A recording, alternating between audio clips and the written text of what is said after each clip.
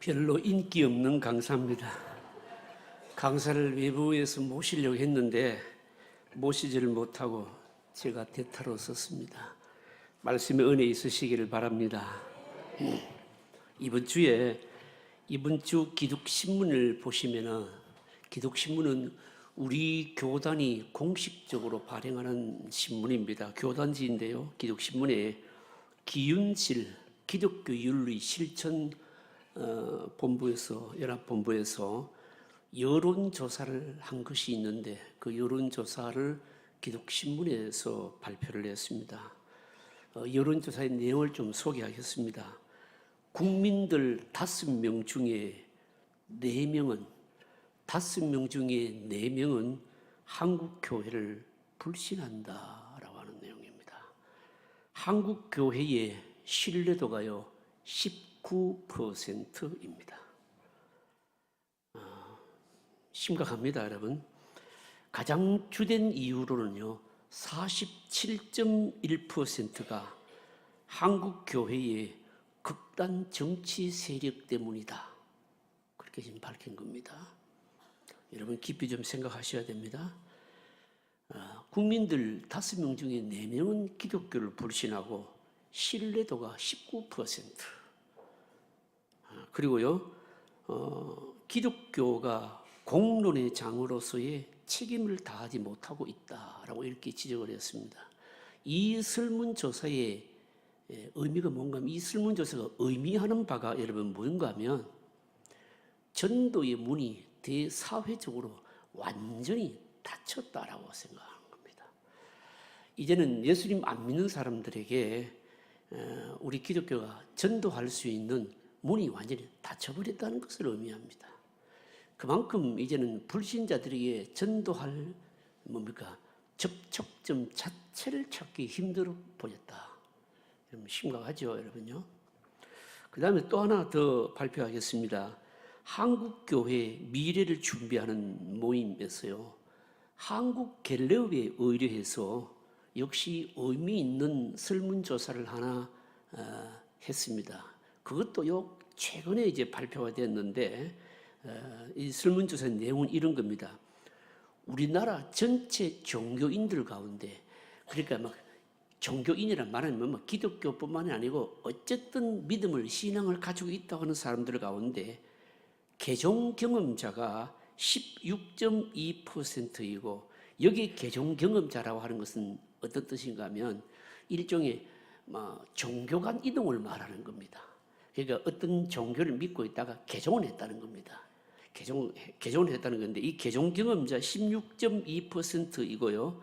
이 중에서 58.4%가 기독교에서 바로 이동했다, 이런 발표를 해놨습니다. 그러니까 이미 신앙을 가지고 있는 사람들이 다른 어떤 종교로 이동을 했는데 58.4%가 기독교를 믿다가 다른 종교로 옮겨왔다는 겁니다. 놀라시지를 않는 것 같은데, 또 무종교인 중에서 교회를 다니는 사람이, 무종교인, 그러니까 지금 내가 종교를 안 가지고 있다라고 하는 사람들 중에서 교회를 다니는 사람들이 몇 퍼센트인가 하면요 73%였습니다. 여러분, 이 설문조사는 우리에게 뭘 의미할까요? 뭘 의미하는가 하면, 이제는 전도의 문은 완전히 닫힌 상태고, 이미 예수를 믿고 있던 사람들이요 교회를, 그러니까 한번 신앙생활을 하겠다고 교회를 갔었는데 결신율이, 기독교에 남아서 믿음의 뿌리를 내린 그 결신율이요 거의 없다는 겁니다, 여러분요. 믿다가 뒷문으로 다 나가버렸고, 그리고 다른 종교로 옮겨가 버렸고, 그러니까 다른 종교로 옮겨간 사람이 58.4%라고 하는 겁니다. 전도도 이미 이제는 힘들게 되었고, 그리고 또 이미 기독교에 한번 믿음 생활을 하겠다고 발을 들여놓았는데 이 사람들이 옮겨가는 것이요 이게 어마어마하다는 겁니다. 대부분 회심자들이요, 그러니까 개종 경험이 있는 사람들이 기독교에서 다 옮겨왔다는 겁니다. 무슨 말씀일까요? 우리가 양육하고 그리고 또 믿음의 뿌리를 내리고 전도한 사람들 결신율이요 그만큼 지금 안 된다는 겁니다. 여러분 심각하지 않습니까? 전도도 문이 완전히 닫혔고 이제 세상 사람들은 기독교인들이 접근하면요 접촉 자체를요 꺼려하는 겁니다. 그뿐만이 아니고 이미 기독교를 신앙을 가지겠다고 했던 사람들도 이미 타종교로 다 이동을 하고 있다. 그만큼 결신율이 없다는 거 아니겠습니까, 여러분요? 이거 여러분 우리 한국 교회가요 지금 사실 이제 심각한 거죠, 여러분요. 교회가 성장하기 위해서는요, 근데 교회가 그냥 커지기 위해서가 아니라 교회 성장은 구원론적인 입장에서 볼 때는 이런 믿음의 사람들이 안 믿는 사람들이 자꾸 와야 되고 이미 믿고 있는 사람들은 믿음이 깊어지고 이제 이래야 되는데 이런 게 지금 전혀 안 되고 있다라고 하는 것입니다. 계속 이대로 가다가는 여러분 기독교가요 머지않아 지금 서구에서 일어나고 있는 현상과 지금 급격하게 아마 그런 현상이 나타날 것으로 여러분 보여지는 겁니다. 그런 의미에서 여러분 우리가 전도도 참 중요하지만 교회 안에서 새 가족들, 제가 오늘 표현하고 있는 우리 교회는요 새 가족이라고 이렇게 표현하고 있거든요. 새 신자라 이렇게 말하지 않습니다. 왜 새 신자라고 말하지 않는가 하면 사실은 여러분 보시면요 이미 전혀 안 믿는 사람이 전도되어 오는 확률보다도 이미 믿고 있는 사람들이 이동해 오는 경우가 훨씬 많거든요. 그래서 새 가족은 그러니까 기독교 신앙을 처음 접하는 사람들인데 근데 이 사람들에게 이미지가요 자꾸 뭔가 이제 새 가족이다 이렇게 하면 거리감이 자꾸 생기는 거죠. 그래서 그 거리감을 좀 줄이기 위해서 우리는 가족이다, 새 가족이다라고 이렇게 표현하는데 어쨌든 여러분 처음 예수를 믿기 위해서 우리 교회에 출석하신 분이든지 아니면은 이미 믿고 계신 분들이 여러 가지 이유로 저에게로 오시든지 간에 이 새 가족들이요 믿음의 뿌리를 내리고 정착하고 하는 것은요 대단히 여러분 큰 과제입니다. 새가족위원회 헌신 예배 이렇게 하지만 사실은 오늘 우리가 전 성도들이 오늘 우리가 주시는 이 말씀을 듣고요 사실은 새로운 우리가 어떤 도전의 의식들을 가지지 않으면 앞으로 영혼 구원은요 영혼 구원이 잘 일어나지 않을 것이다. 우리에게 여러분 심각한 여러분 숙제인 겁니다. 오늘 본문의 내용은 이런 내용입니다. 바울은 우리가 아는 대로 육신적인 자녀가 없었지 않았습니까? 그런데 바울은 육신적인 자녀는 없었지만 가는 곳마다 영적인 자녀들이요 많았습니다. 이 영적인 자녀들이 있었기 때문에 바울은 그렇게 고난을 받으면서 선교하면서도 행복했고요. 사역에 힘이 되었던 겁니다. 특히 여러분 이 데살로니가의 교인들은요. 진짜 기대를 하지 않았는데도 불구하고 너무 잘 성장해서 이런 말로 표현할 수 없을 정도로 감사하고 힘이 되는 바로 영적인 자녀들이었습니다. 1절 말씀에 읽어보시면 1절 말씀에 읽어보시면 이렇게 형제들아 우리가 너희 가운데 들어간 것이 헛되지 않은 줄 너희가 친히 아나니 형제들아 우리가 너희 가운데 들어간 것이 헛되지 않은 줄 너희가 안다. 이게 무슨 뜻인가 하면 바울은요 이 데살로니가에 바로 전도를 했는데 사실은 이 데살로니가에서 유대인들이라면 바울과 자기 동족 아닙니까? 유대인들이요 공격이 너무 심해가지고 전도를 마음껏 전도하고 마음껏 말씀을 전하고 그래 하지를 못하고 겨우 그러니까 3주 동안만 전도를 하고 그리고 설교를 하고 쫓겨나온 것이 바로 이 데살로니가입니다. 놀랍게도 3주밖에 전도하지 않고 설교를 하지 않았음에도 불구하고 이 짧은 기간 동안 복음을 전했는데 열매가 대단했습니다. 여러분 그 비결이 무엇인가라고 하는 것을 소개하는 내용이 오늘 본문의 이 내용이거든요. 한마디로 말하자면 일종의 사도 바울이 영적인 양육 비결이라 이렇게 말할 수가 있습니다. 짧은 시간에 복음을 전하고 이들을 양육했는데 바로 어마어마한 뭡니까? 열매가 있었던 곳이 바로 데살로니가 교회였고 그리고 그러면 그 비결이 도대체 뭐냐? 오늘 우리에게 이 양육에 대한 바로 새로운 도전을 주신다는 점에 있어서 의미가 있습니다. 한 서너 가지로 좀 묵상을 하도록 하겠습니다. 첫 번째는 뭔가 하면요. 바로 이미지 개념을 등장하고 있는데 유순한 유모입니다. 여러분 한번 보실까요? 6절 7절입니다. 6절 7절 같이 읽으실까요? 같이 읽습니다. 또한 우리는 너희에게서든지 다른 이에게서든지 사람에게서는 영광을 구하지 아니하였노라. 우리는 그리스도의 사도로서 마땅히 권위를 주장할 수 있으나 도리어 너희 가운데서 유순한 자가 되어 유모가 자기 자녀를 기름과 같이 하였으니, 여기서 여러분 의미 있는 말씀이 뭡니까? 유순한 자가 되어서 뭐라고 말합니까? 유모가 자기 자녀를 기름과 같이 하였다. 바로 이 자세입니다. 여러분요.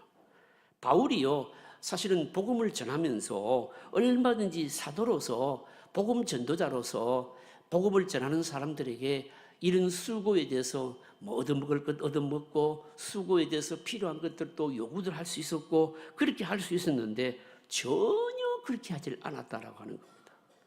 심지어는요, 복음을 전하는 자들에게, 교인들에게 뭐 좀 지시하고 뭔가 요구하고 명령하고 이런 자세를 얼마든지 취할 수가 있었습니다.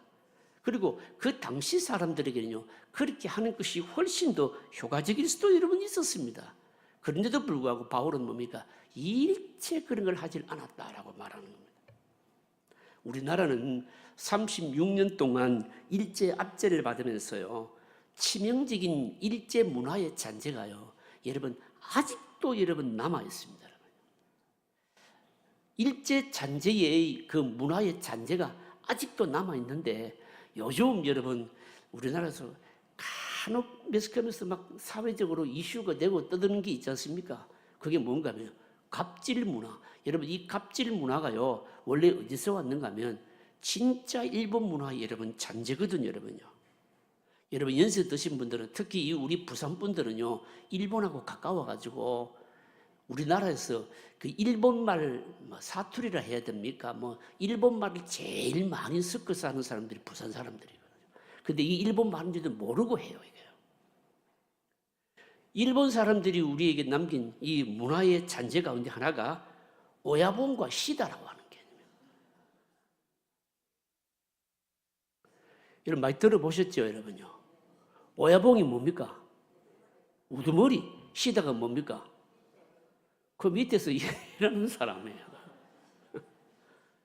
이 오야봉과 시다의 개념이 뭔가 하면요, 이게 뭔가 하면 명령하고 지시하는 이 문화인데, 근데 이게요, 우리에게 굉장히 여러분 익숙해요, 이게요. 여러분, 해방 이후에 말입니다. 해방 이후에 우리나라 사람들은 말입니다. 특히 말입니다. 여러분 들어보셨죠? 완장 문화. 저희들이 초등학교 막 다니고 이럴 때 말입니다. 뭐 선도들 막 완장 하나 차면 막 끝나는 거야, 완전히. 완장 하나 찼다면 여러분 그 앞에 그냥 뭐 벌벌벌 하는 거 아닙니까?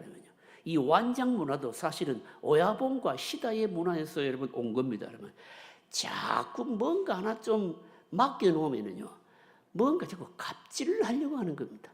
뭔가 좀 일을 하게 해놓으면요, 섬기고 봉사하고 이렇게 헌신하려고 하지를 않고 뭔가 그걸 자꾸 힘이라고 힘을 발휘하려고 자꾸 갑질을 하려고 하는 거예요, 여러분. 이게 여러분 뿌리가 뭡니까? 오래된 겁니다, 여러분요. 바울이 말하는 게 뭡니까? 아이를 양육하는데, 교인들을, 데살로니가 성도를 양육하는데 유순한 뭐같이 했다고요? 유모같이 했다라는 겁니다. 여러분 이 유모가 뭡니까? 유모는요, 엄마들이 많아요. 엄마들이 많이 있는데 젖을 먹이는 엄마입니다. 아이고 목사님, 젖을 먹이는 엄마가 뭡니까? 여러분 이 개념 이해하시겠습니까? 자기 아이가 아닌데도 불구하고 뭡니까? 젖을 먹이면서 키우는 엄마가 유모예요, 이게요. 요즘 우리 개념으로는 좀 잘 이해가 안 될 겁니다. 그러니까 데살로니가 교회 교인들에게 이 바울이 한 게 뭔가 하면 명령하고 지시하는 이런 방식으로 만약에 성도들에게 말씀을 가르치려고 양육했더라면 그 얻어진 열매는요, 어떻게 됐을까요? 바울이 떠남과 동시에 다 없어져 버렸을 거라고요. 바울이 이 유모같이, 유순하게 유모같이 했기 때문에 바울이 그 짧은 기간 말씀을 전하고 양육하면서도 바울이 떠나고 난 이후에도 뭡니까? 그 영향력이 그대로 남아있었다는 겁니다. 짧은 기간이었지만 바울이 겸손하게 젖먹는 아이를 키우듯이 그들의 부족을 알고 무엇이든지 닦아주었고 씻어주었을 때 이것이 그 데살로니가 교회 성도들에게 지워지지 않는 깊은 인상으로 남게 되고 영향력으로 남게 되었다라고 하는 겁니다. 그래서 바울이요, 내가 유모의 심정으로 너희들을 사랑하고 애썼다 이렇게 말하고 있습니다. 핏덩어리 어린 것을 데려다가 기르고요, 기저귀 갈아주고 먹이고 그렇게 하면서 희생하는 뭡니까? 자기 유모를 말하는 겁니다. 물론 자기 자식이 여러분 아닙니다, 여러분요. 여러분 어머니는요, 어머니의 특징이 뭔가 하면 어머니에게는 본능이 있어요. 어머니에게 본능이 있는데 그 무슨 본능인가 하면요, 아이가 울잖아요. 아이의 울음소리를 듣고요, 그 울음소리만 들어도 아이가 그 울음소리에 담긴 게 뭔지 다 아는 거예요. 이게 배가 고파서 우는지 기저귀가 젖어서 우는지 아파서 우는지 엄마들 한번 얘기해 보십시오. 압니까 모릅니까? 알아요. 이게요. 알아입니다. 아버지는 몰라요. 아버지는 모르는데 엄마는 다 알아요. 아이가 울면은 이 울음소리가 저절먹 배가 고파서 우는지 기저귀가 젖어서 우는지 뭐 몸이 아파서 우는지 엄마들은 다 압니다. 여러분 어떻게 알까요, 여러분? 그게요? 어떻게 알까요? 엄마는요, 자기 젖을 먹여서 여러분 그만큼 아이하고 뭡니까? 친밀한 거죠, 여러분요. 압니다, 여러분요. 바울이 그렇게 양육했다는 겁니다. 여러분, 우리도 그래야 되는 겁니다, 여러분요. 우리도 그래야 됩니다. 새 가족의 필요가 무엇인지, 또 예를 들어서 뭐 우리 구역에 어떤 새로운 가족이 한 분이 왔다. 그러면요, 그 사람에게 뭐가 도움이 필요한지, 어떻게 대해줘야 되는지, 여러분 사실은요, 여러분 진짜 믿음이 있는 구역 정도는요, 이거요, 자기 구역에 새 가족이 오면요, 금방 알아버립니다, 여러분요. 왜 알까요? 유모기 때문에 아는 겁니다. 어머니는 여러분 자식을 말입니다. 특히 유모는 젖을 먹이는 유모는요, 그 아이를요 자기 가슴에 여러분 품잖아요, 여러분요. 품지 않습니까? 그러면서 갓난 아이의 온갖 무모한 칭얼거림 여러분 다 받아주잖아요, 여러분요. 그렇게 뭡니까? 양육했다라고 하는 겁니다. 여러분 우리도 사실은 새 가족들에게요, 새 가족들을 살피면서 이런 여러분 수용하는 자세가 있어야 되는 겁니다. 이게 뭔가 하면 유순한 유모인 겁니다, 여러분요. 여러분 기억하십시다. 오늘 우리가 새가족위원회 헌신예배인데 새가족위원들만이 아니고 온 교우들이 여러분 다 그래야 됩니다. 영혼을 돌보는 사람은요, 여러분 권위적이어서는 안 되는 겁니다. 교회 안에서는요, 누가 제일 여러분 우선일까요? 누가 제일 우선인가 하면 새가족이 제일 우선입니다. 새가족이 제일 우선입니다. 뻣뻣한 사람은 아무리 좋은 것을 나누어도요, 그 상대가요 마음이 열리지를 않습니다. 뻣뻣한 사람이요 아무리 좋은 가르침을 가르쳐도 그 가르침의 내용이 좋아도 상대가 받아들여지질 않습니다, 여러분요. 그래서 영혼을 돌보는 사람은 섬기려고 하는 겸손한 유순함이 있어야 되는 겁니다, 여러분요. 그러면 새 가지 위원들만 그래야 되느냐? 모든 교우들이 여러분 다 그래야 된다는 겁니다. 새 가족 앞에서는 우리 모두가 다 굽혀야 되는 겁니다. 무조건 먼저 양보하고요, 무조건 말 걸고요, 무조건 낮추어야 되고요. 여러분 이게 뭔가 하면 바로 온 교인들이 양육하는 자세입니다. 여러분 그래서 새 가족들에게는 뭡니까? 여러분 절대 겸손입니다, 여러분요. 그리고 절대 희생입니다. 절대 돌봄. 여러분 그런 교회라야 된다는 거죠, 여러분요. 바울이 오늘 우리에게 가르치는 이겁니다. 새 가족들이 왔는데도 좀 낯선 사람이네. 위는 쭉 아래 위로 훑어보고 뭐. 여러분 그러면요, 그 새 가족이 무슨 말을 하겠습니까? 말은 하지는 않지만 여러분 어떻게 하겠어요?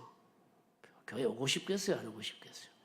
새 가족 등록 신방을 하게 되면 제가 새 가족들에게는 가서 반드시 묻는 것이 있거든요. 뭘 묻는가 하면 저에게 처음 오셔서 예배드리러 오셔서 마음의 분위기가, 그리고 처음에 오셨을 때 이미지가 어땠나요? 이렇게 묻거든요.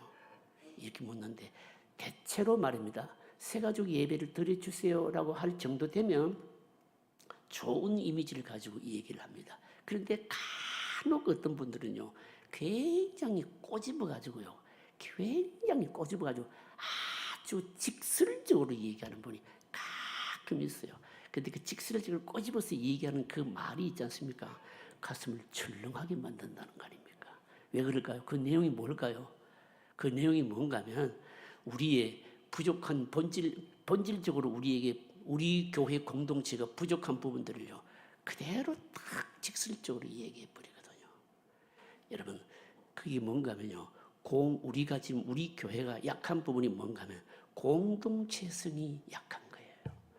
말씀도 좋고요, 예배도 어렵고 찬양대도요 참 어렵스러운데요, 이렇게 딱 말을 하면서 그 다음에서 말하는 게, 교인들이요 그냥 제게 지금 눈총이요 막 좀 그래요.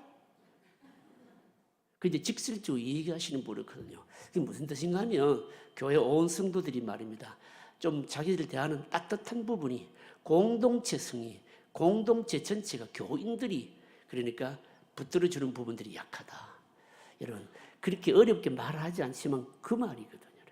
여러분, 우리가 회복해야 될 부분들이, 우리가 앞으로 더 길러야 될 부분들이 바로 이겁니다. 여러분요, 새가족들을 대하는 따뜻한 마음, 겸손한 마음, 그리고요 어떻습니까? 유순한 마음, 여러분 필요합니다. 두 번째로는요, 아버지와 같은 심정입니다. 여러분 11절 12절 읽어보실까요? 11절 12절 같이 읽습니다. 너희도 아는 바와 같이 우리가 너희 각 사람에게 아버지가 자기 자녀에게 하듯 권면하고 위로하고 경계하노니, 이는 너희를 부르사 자기 나라와 영광에 이르게 하시는 하나님께 합당히 행하게 하려 함이라. 여러분, 자녀 키우면서요 늘 젖먹이를 대하듯이 응석바지만 되면은 어떻게 됩니까? 여러분, 그 아이는요 훌륭하게 못 자랍니다. 여러분요, 훌륭하게 못 자랍니다. 여러분, 어린아이는 유모처럼 유순하게 여러분 필요를 다 채워주고 돌봐주고 그렇게 해야 되지만, 계속 응석바지만 되면은요 그 아이 버립니다. 여러분. 그래서 바울이요 이 얘기하잖아요. 때로는 뭡니까? 이게 보시면요, 아버지가 자기 자녀에게 하듯 권면하고 위로하고 경계했다. 자녀를 키우면서 젖먹이를 대하들 것이 그렇게 한 것이 아니고, 때로는 아버지는 여러분 어머니하고 좀 다르잖아요. 훈계도 하고 야단도 치고 위로도 한다는 것입니다. 이렇게 할 때 더 성숙한 자녀로 자라나게 되는 겁니다.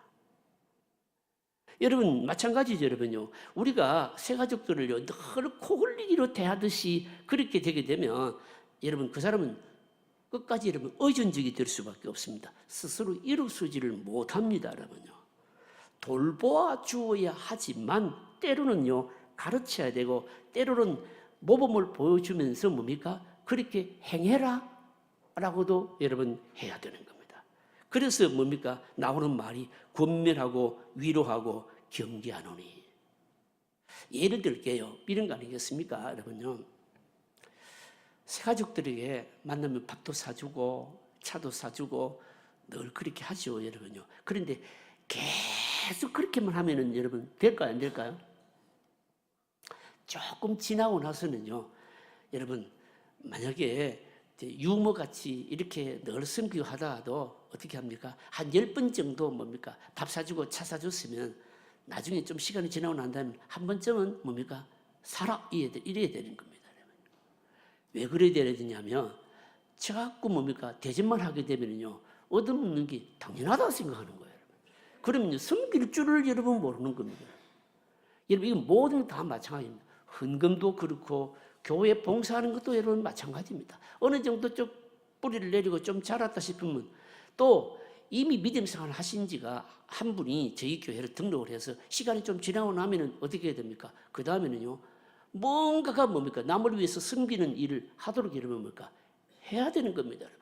그리고 여기 바울이 여기 아버지처럼 권면하고 위로하고 경계한다. 여기서 우리가 중요한 말이 뭔가 하면 권면하며라고 하는 말인데, 여기서 나온 말이 권면적인 상담이 나온 겁니다. 권면적인 상담이라고 하는 것은 성경을 가지고 뭡니까? 적극적으로 가르치는 것을 말하는 것이거든요. 이것은 사실은 우리 믿음의 사람들을 믿음으로 양육하는 데 있어서 굉장히 효과적인 가르침의 여러분 수단입니다. 예를 드리겠습니다. 이게 무슨 뜻인가 하면요, 이미 말입니다, 사고가 터지고 난 다음에 뭡니까? 다음에 막 그 붙잡고 야단을 치는 것보다는 미리 진리를 충분히 가르쳐 주게 될 때 어떻게 될까요? 예방이 됩니다. 그리고 그 사람이 잘하게 되거든요, 여러분. 청소년들을 예를 들어 설명하겠습니다. 청소년들이요, 아가 뭔지 아시죠, 여러분요? 아가 말입니다. 문제가 되고 난 다음에 막 상담을 하고 고치는 것도 물론 필요하겠지만 문제아이가 되기 이전에 충분히 뭡니까? 교정하는 것도 중요하지만 교정하기 이전에, 문제가 생기기 이전에 충분히 여러분 상담을 해준다면은 여러분 그 문제아이가 안 되는 것이거든요, 여러분요. 여기서 사실 이제 이 권면적 상담이라고 하는 것은 우리가 양육의 원리인데, 전혀 처음 믿는 새신자든지 또 아니면 뭐 새가족도 좋습니다. 교회가 해야 되는 일은 자꾸 말씀으로 먼저 양육을 자꾸 한다는 것이요.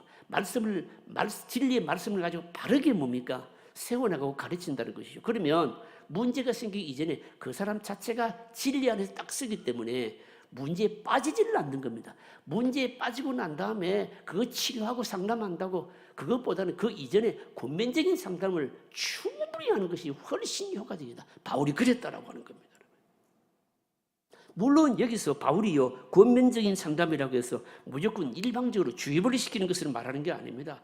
권면을 하는데 우선적으로 필요한 것은 상대방의 이야기를 충분히 들어주는 겁니다. 그 사람이 알아들을 수 있도록 가르쳐 주어야 되는 겁니다. 그래서 하나님의 말씀을 가르치는 데는요, 여러분 뭡니까? 양육하는 데는 참 중요한 게 뭔가 하면요, 양육을 하는 사람과 양육을 받는 사람의 인격적인 신뢰가 대단히 중요한 겁니다. 인격이 신뢰되지 않으면요, 아무리 좋은 것을 가르쳐다 할지라도 귀에 들어오질 않습니다, 여러분요. 이거는 말씀뿐만이 아닙니다. 양육하는 자와 새가족 사이에는요, 인격적인 신뢰가 여러분 쌓이도록 해야 되는 겁니다. 새가족이 보았을 때도 도무지 믿지 못하겠다 이런 생각이 들면 아무리 희생을 해도 여러분요, 수고를 해도 헛수고입니다, 여러분요. 여러분 더군다나 특별히요, 이 바울이 아버지처럼 뭐 권면하고 경계하고 했다 이렇게 하는데, 여러분 이때 양육자가 특별히 조심해야 될 것은요, 치우친 영숙이나 아니면요 자신의 특별한 체험이나 경험을 가르치지 않도록 해야 되는 겁니다. 무슨 말인가 하면 영적인 체험은요 대단히 주관적인 것이기 때문에 이것은요 자신의 체험을 자꾸만 강조하게 되면 신앙의 기본 바탕이 완전히 잘못 쌓이게 되는 겁니다, 여러분요. 양육자는 반드시 성경적인 가르침을 가지고 양육을 해야 되고, 그리고 균형 잡힌 영성이 대단히 중요합니다. 간혹 그런 경우 있습니다. 어떤 경우인가 하면요, 간혹 말입니다. 어떤 구역에 새가족이 생겼는데 그 새가족이요, 거의 믿음 생활에 전혀 백지 상태에서 신앙생활하는 분들이 있는데, 그런데 어떤 구역장을 잘못 만나가지고요, 구역장이 말입니다, 어떤 자기의 특별한 체험 이런 것을 자꾸 가르치고 이래가지고 그 사람이요 나중에 신앙 형태가 완전히 이상해버린 그런 경우도 있어요, 여러분요. 왜 그럴까요, 여러분요? 왜 그런가 하면 여러분 잘못 가르치고 잘못 배워서 여러분 그런 거죠, 여러분요. 새가족을 가르치는 자들이나 교회의 리더들은요, 여러분 대단히 이 점에 있어서 여러분 유의해야 됩니다. 반드시 하나님의 말씀을 가지고 가르치고 경계하고 깨닫게 하고, 그런 가운데서 서로의 인격적인 신뢰가 완전히 잘 이루어지는 가운데서 이게 이루어져야 된다. 바울이 말입니다, 데살로니가 교회 교인들에게 이 원리를 가지고 양육했다는 겁니다. 오늘 우리 새가족 위원들뿐만이 아니고 우리 교회 리더들이 얼마나 많습니까, 여러분? 구역장, 예배구역장 다 리더 아닙니까? 다 교사들 여러분 다 리더 아닙니까? 직분자들 다 리더 아닙니까, 여러분요? 우리는 진리의 말씀을 가지고 말입니다. 때로는 뭡니까? 대결해야 될 때도 있을 것이고요. 때로는 뭡니까? 품어야 될 때도 있을 것이고, 때로는 뭡니까? 뭐하니 뭡니까? 자기 것을 양보해야 될 때도 있을 것이고요. 그러나 어떤 경우에는 뭡니까? 말씀으로 도전도 해야 되고요. 이게 잘 균형 있게 이루어져야 된다라고 하는 겁니다. 오늘 세 번째로 사랑과 수고입니다. 사실 여러분 우리가요 말씀을 듣지만 그 말씀 듣는 거 다 기억을 못합니다. 오히려 그 사람의 정신을 먹는다라고 하는 것이 여러분 옳을 것입니다. 결국 여러분 뭡니까? 아기들이 여러분 엄마 젖만 먹고 자라겠습니까? 사실은 엄마의 희생과 관심을 먹고 자라거든요, 여러분요. 바울은 교인들을요 이론적으로 키운 것이 아닙니다. 오직 사랑으로 희생하면서 숨겼습니다. 8절이 그 말씀입니다. 여러분 8절 한번 읽어보실까요? 8절 같이 읽겠습니다. 우리가 이같이 너희를 사모하여 하나님의 복음뿐 아니라 우리의 목숨까지도 너희에게 주기를 기뻐하면 너희가 우리의 사랑하는 자 됨이라. 여기서 중요한 말씀이 뭡니까? 하나님의 복음뿐 아니라 우리의 뭐까지도요 목숨까지도 너희에게 주기를 기뻐했다. 여러분 엄청난 표현입니다. 여러분 우리는 다른 사람을 양육하고 돌보는데 여러분 정말 이 말 할 수 있겠느냐라고 하는 겁니다. 한 사람이 복음의 사람으로 양육되는 것 여러분 쉬운 일이 아닙니다. 여러분요. 오늘 저와 여러분들이요 믿음이 여기까지 오기까지 사실은 여러분 돌아보면 어마어마하게 많은 사람들이 나를 위해서 희생하지 않았겠습니까? 여러분? 사랑하는 어머니로서 자녀를 기르고 돌보는데 시간과 힘과 여러분 정성이 여러분 얼마나 필요합니까? 저는 제 기억으로 그렇습니다만 저도 막 그냥 한참 공부할 때 그냥 아이들이 태어나가지고 지금도 제가 저희 집사람에게 어마어마하게 구박을 받고 있잖아요. 구박을 받고 있는 내용이 뭔가 하면 저희 집에 애가 이제 한참 클 때는 제가 공부하는 기간이 너무 길어가지고 공부한다고 집 나가지고 있고요. 막 이랬거든요. 그래 아이가 태어났는데 아이가 아버지를 알 만한 때쯤 됐는데 그냥 학교 가서 공부하고 그냥 일주일마다 한 번씩 집에 오니까요. 나중에 아이가요 저를 보고 울더라고요. 그래 제가 이제 충격을 받은 거죠. 이 낯선 사람으로 이제 인식한 거 아니겠습니까? 예요. 그리고 나서 이제 아이가 좀 더 컸는데 크면서 말입니다. 집에 한 번씩 오면은 이 밤에 자다가 젖을 먹어야 되잖아요, 그죠? 그 엄마가 여러분 얼마나 피곤하겠습니까? 아이에게 다 시달리는데. 근데 제가 집에 오면 밤에 자면은요, 제가 좀 일어나서 아이 말입니다. 우유라도 좀 줘야 되는데 제가 그걸 안 해가지고 말입니다. 오늘까지 뭡니까? 핍박을 지금 받고 있습니다.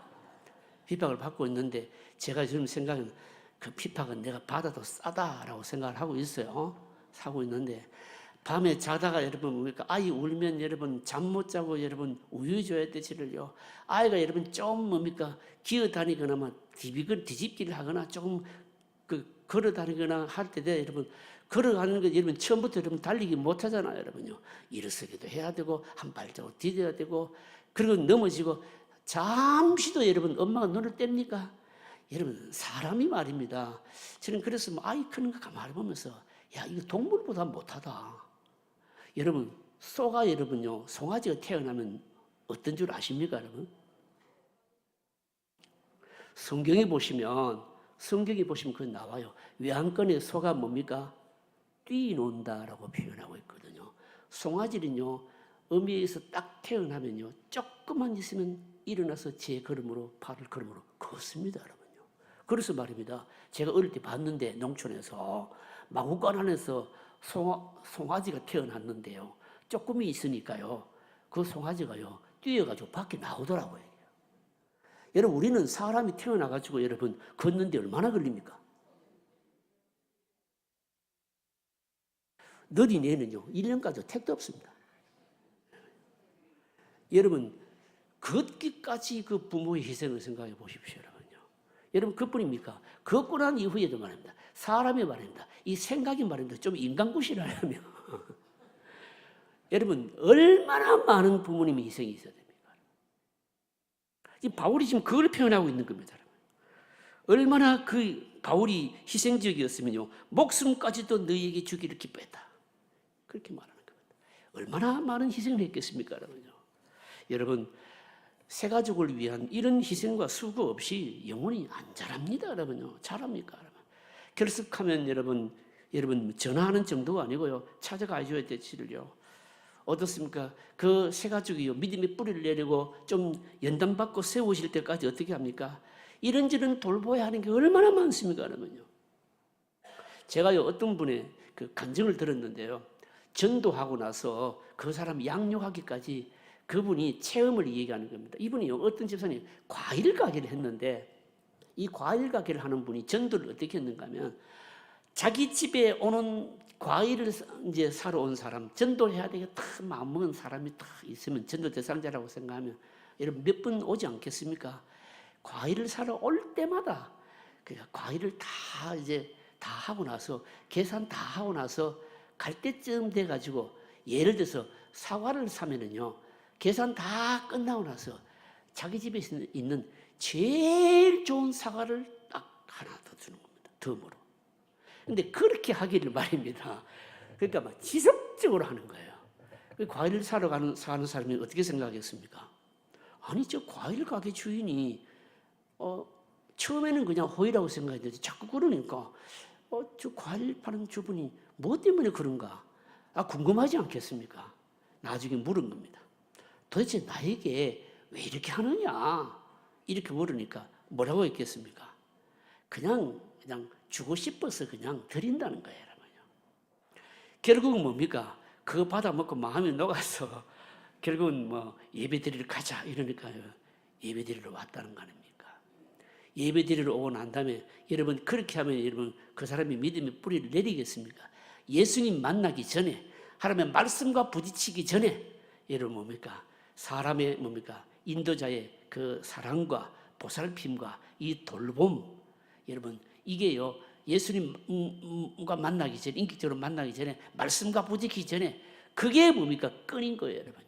그래서 그 집사님은요 그런 식으로 전도를 하는데 그분이 등록하고 나면요 그 다음에는 어떻게 할까요? 등록했다고 해서 끝이 아니고 그 다음에는 어떻게 할까요? 한 단계 더 올라가는 겁니다. 한 단계 더 올라가는데 과일 사러 오게 되면 사과 사러 오게 되면 사과만한 제일 좋은 거 하나 드리는 게 아니고 다른 과일 하나 또 더 드리는 거예요.